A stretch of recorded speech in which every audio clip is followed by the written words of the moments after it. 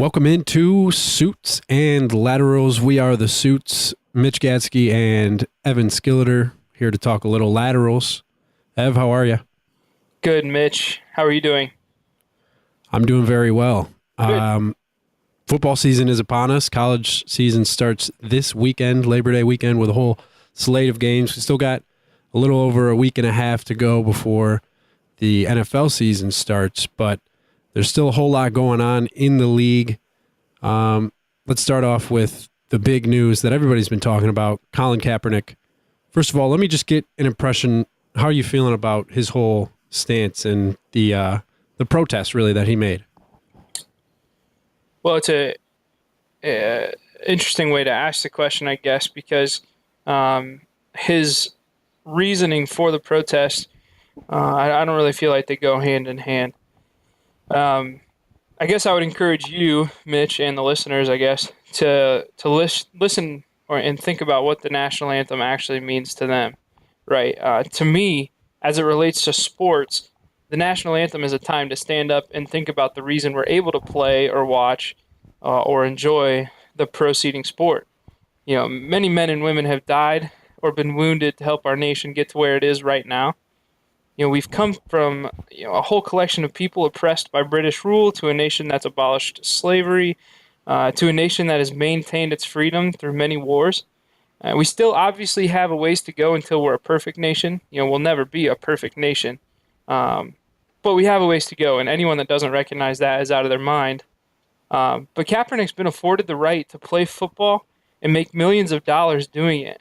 You know, he has that privilege because of many people much more brave than he is who have worked hard to make sure he has that freedom. So I have no problem with him speaking up for the causes he believes in. You know, if he thinks black people are oppressed, fine. He'd probably be right in a sense. If he thinks cops are evil, fine. I would disagree with the generality of that statement, but he can absolutely say it. But to make your statement on those issues by disrespecting our national anthem during a time dedicated to reflecting on the greatness and strength of our country, that's absolutely ignorant and disgraceful. I think that the reason why it's such an appropriate time to take the stand, ironically speaking, that he did, is because it is, like you said, a time to reflect on what makes us a great nation and the sacrifice that has gone into it. And I think he's trying to say that we're in a way disrespecting ourselves by acting the way that we're acting and just allowing what has happened to spiral out of control. We're seeing things that they aren't new. You know, the civil unrest is not new in this country. And whether you agree with his method of protest or not, you can't deny his cause, I don't think. Not when there are constant reports of senseless murders by police officers and otherwise. You know, there's plenty of civilian casualties that happen that do not need to go on. And I think really his point more than anything is just that something's wrong in the nation and we need to start talking about it more. Yeah, well, I'm not going to get into the bad cop, oppressed people dialogue. That's really not my point here. If that's truly what he believes in, then he should absolutely speak up, even if I disagree. And with his point, on his point that there are senseless murders and there are some bad cops out there, I don't disagree.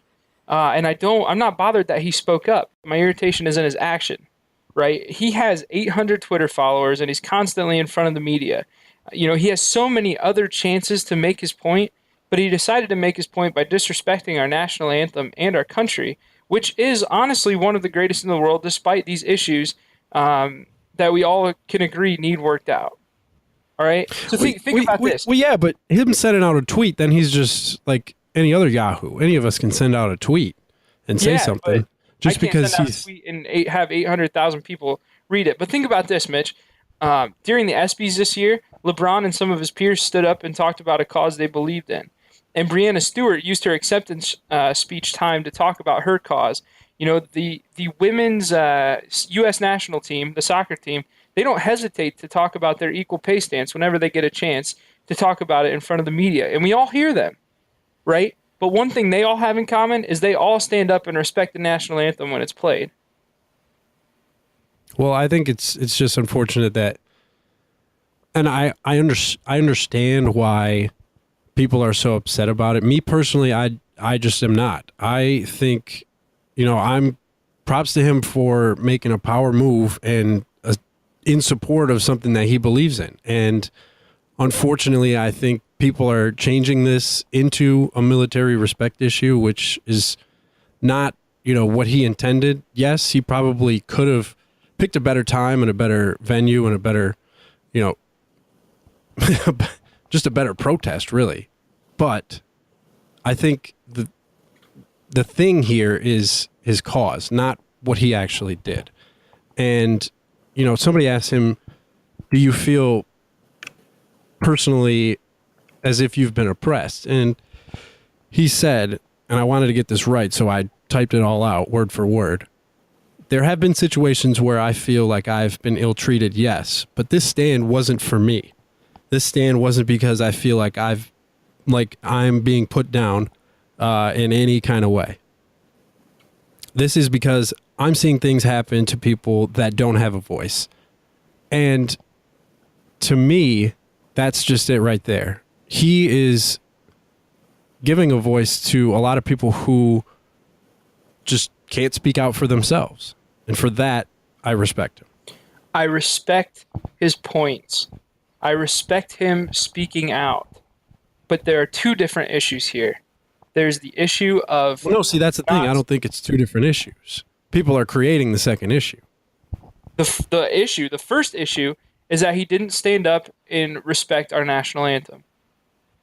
Okay. See, that's where we disagree. The second issue... If you feel like the nation has been letting you personally down or itself down, the nation's letting itself down, then I think we should have the right to speak out like that and say, hey, something needs to change. And if it takes sitting down during the national anthem, yes, it's unconventional. Yes, some people might take offense to it. But I think you ask veterans and they say that's what they fight for his right to make his protest. Correct. He has a right to sit down. I'm not arguing that he has to stand up or he's a criminal. I'm arguing that even though he didn't stand down or stand up because it's his right, it's still disrespectful. Period. What do you mean? I mean, it was disrespectful for him to not stand up. He doesn't have to put his hand over his heart. He doesn't have to sing the words. All we're asking is that he stands up, puts his hands behind his back, and doesn't make a distraction out of a time when we're all supposed to be reflecting on why we're here, why we're free, and why. Well, that's it. Why we're here and why we're free, right? So, yes, he is allowed to sit down, but sitting down is disrespectful. So, do you always put your hand over your heart during the national anthem? No. I don't either. And I'm glad you said that because I know a lot of people do. And there were a lot of people who were upset about the Olympian. Her name is escaping me. I believe she was a gymnast. And she didn't put her hand over her heart during the anthem. Or she was laughing or something. I don't know. Anyway, people were upset about it. And it's just, to me,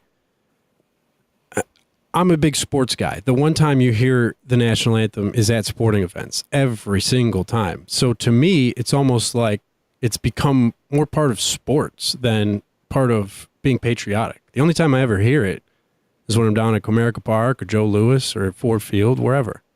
You know what I mean? Sure. I think that's the best. So is that another issue that we need to worry about is, basically watering down the national anthem by playing it everywhere, every night? Not necessarily. I think it's good to have a venue where we can play the national anthem and where we can stand and, like I've continually said, reflect and appreciate all the things and opportunities we've been afforded, right? So I don't think it's a bad thing to have it before every single sporting event, but I don't know if you don't want to put your hand over your heart, fine. I always take my hat off. I don't know I've ever seen someone with their hat on during the national anthem. But if someone did keep their hat on, I'd probably be a little uncomfortable with it, but it wouldn't be a It's huge just weird. deal. I don't know how you do it, really. You know what I mean? If you even if you're not really paying attention, you hear what's going on. You eventually take your hat off. You realize, hey, And it's the national anthem. that goes back to respect. You know, Well, yeah, and there's a I mean, respect thing for your country, respecting the people that have fought so that you can be at these sporting events and these guys can get paid millions of dollars to play the sport that they love and that they're good at. And it's just disrespectful. And you're and not going to convince me that it's not. And no, and that's fine. But my point respect is just where that you're I coming don't. from, but I think that if you don't think it's disrespectful, you're wrong. I think if you agree with the issues that Kaepernick has brought up in this process, you're not necessarily wrong.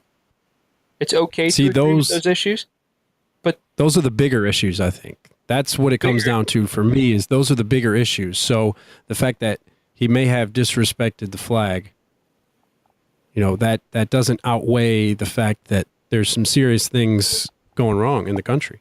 there are serious things going wrong in the country. I will not Well, disagree with that. how do you what do you make of Rodney Harrison coming out the next day and saying Kaepernick's not black enough, he can't speak out on this? Yeah, I saw that, or I heard about that Come on. today. Come on. How ridiculous is that? That was interesting, and to be honest with you, I don't have the full scope of what he said and in the context he said it, but I do know that he somehow didn't realize that Kaepernick was half black, or of mixed. Well, no, I think that was the point he was trying to make, is like he's I believe his mother was white, if I'm not mistaken, and his father was a black guy. So apparently he's not black enough to speak out on black issues, which I find utterly ridiculous. And that's not the point. Oh yeah, And see, again, I don't really even think this is a black and white issue. This is just a human rights issue, really, when you get down to it.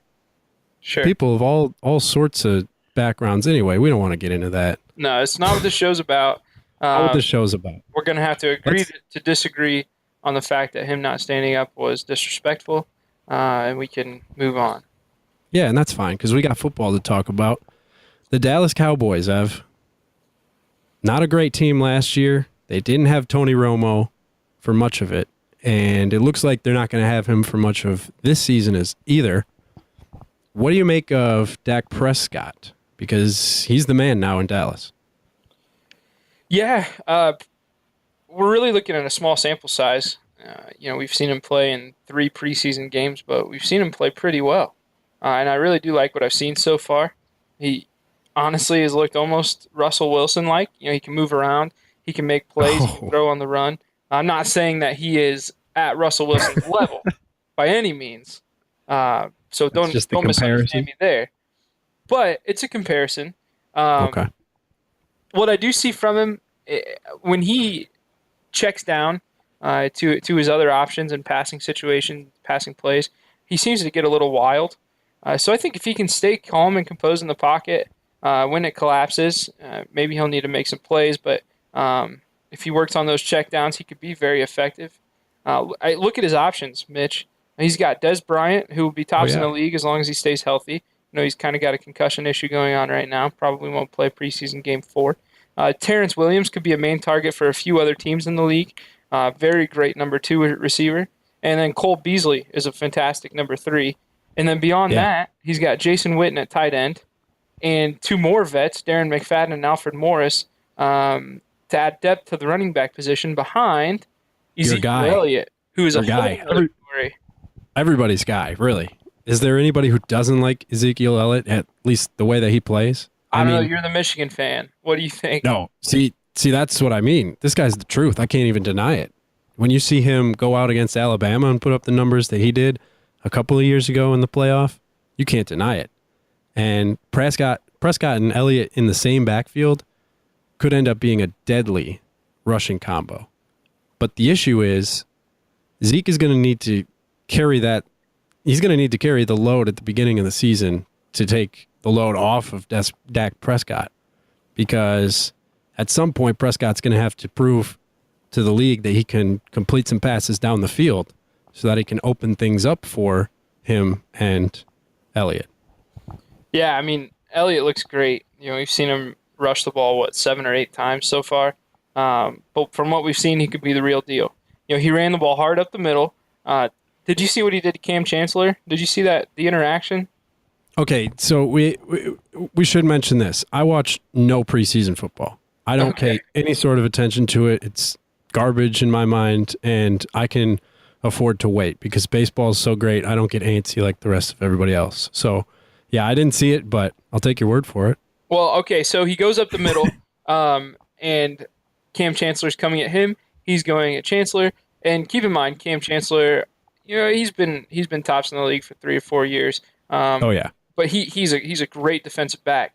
They run into each other full force, and Zeke just stands him up. Just nice, hard run right into Cam Chancellor's chest, which was awesome to see.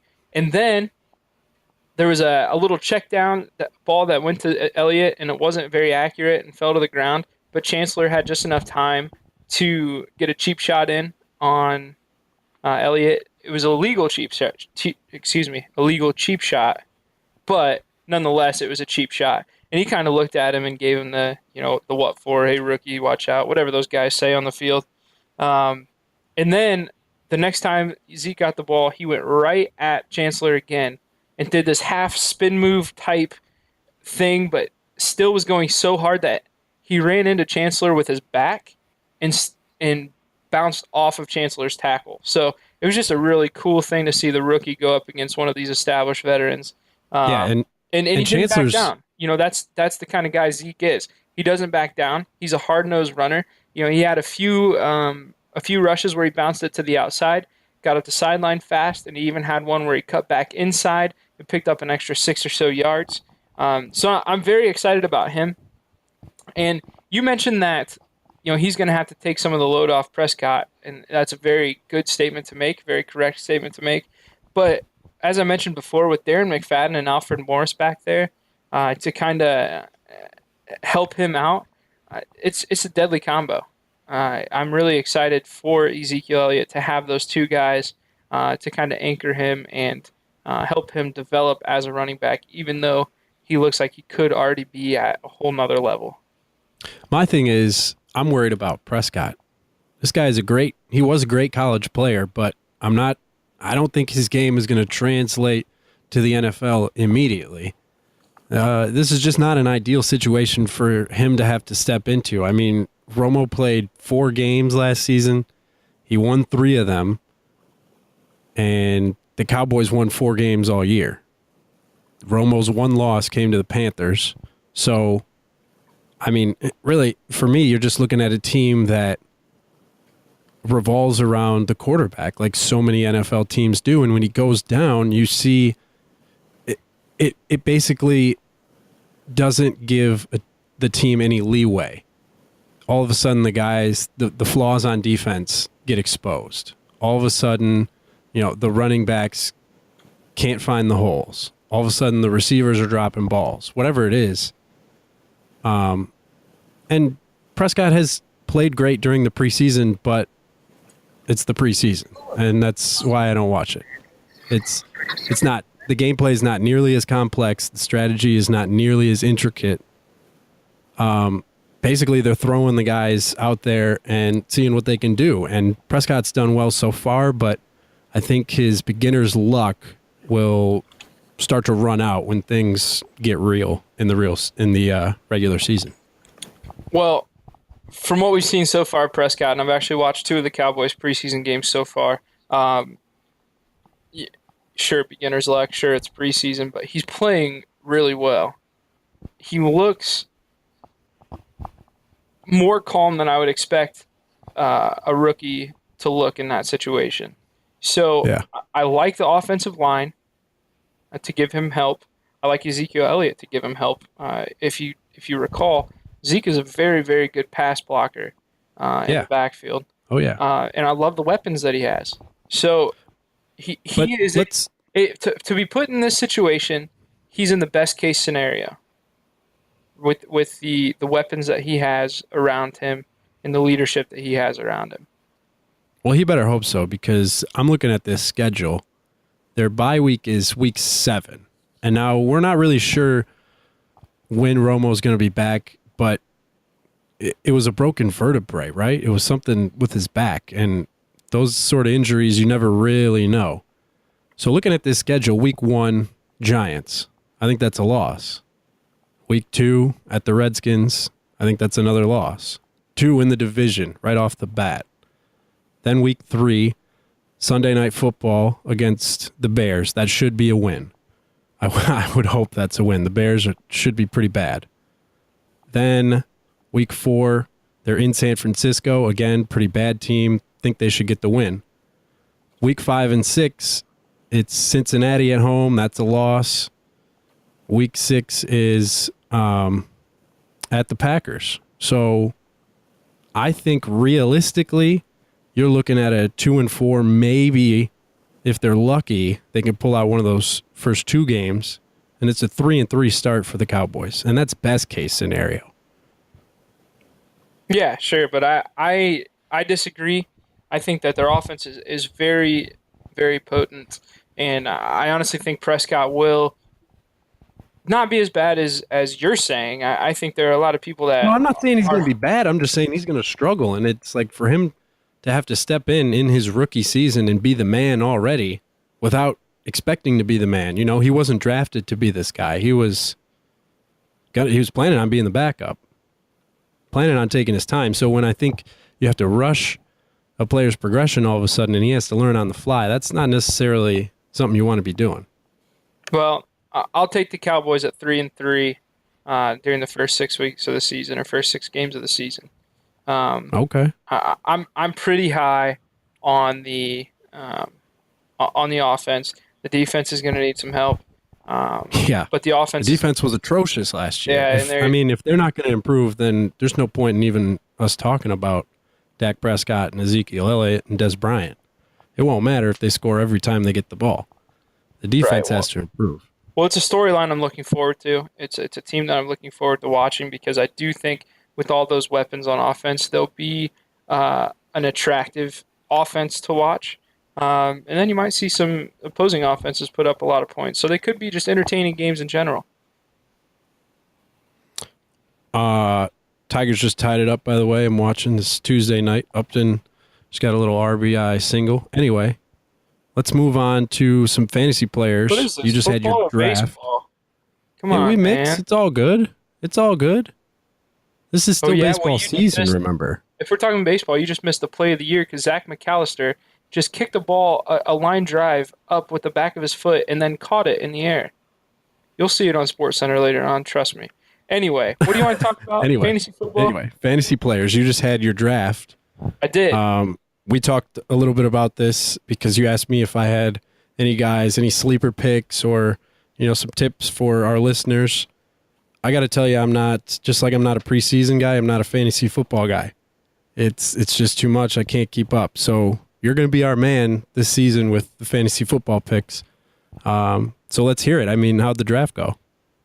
Yeah, the draft went well. I'm pretty happy with my team. I actually have another draft coming up Friday. I'm in 2 leagues. One's a money league. Drafts Friday.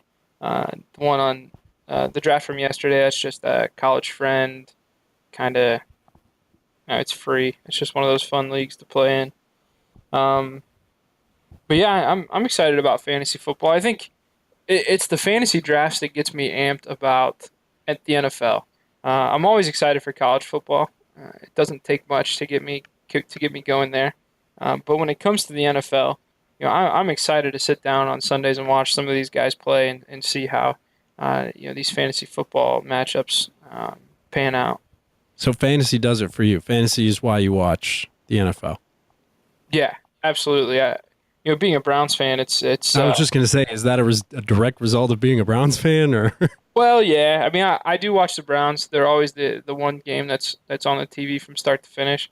But the rest of my Sundays planned out watching the Red Zone channel or finding a game on Sunday Ticket. This year probably watch some of the Cowboys at least early on to see what happens, and You can follow storylines like that.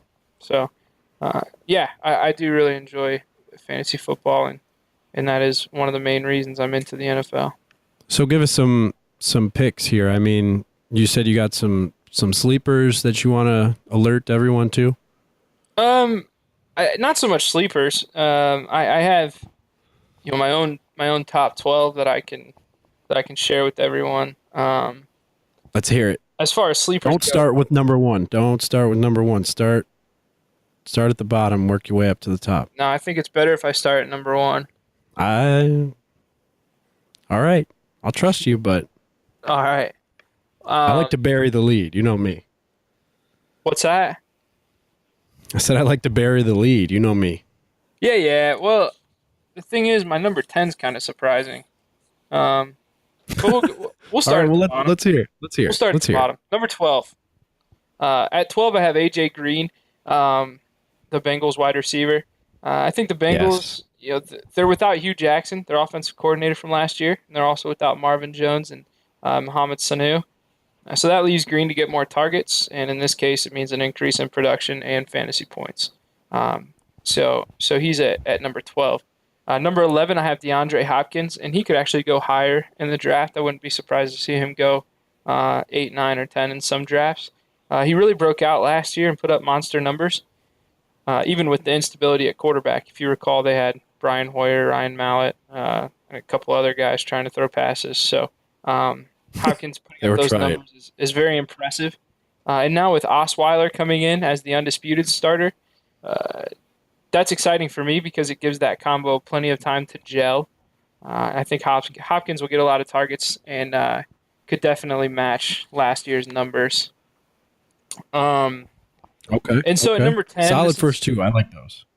yeah, thanks. At number 10, this surprises a lot of people, but I definitely want you to hear me out. So, well, I guess before I tell you my number 10, you have to understand that when I draft and when I go into a draft, especially in the first round, I always try to make sure that I'm drafting and making the safest pick as possible.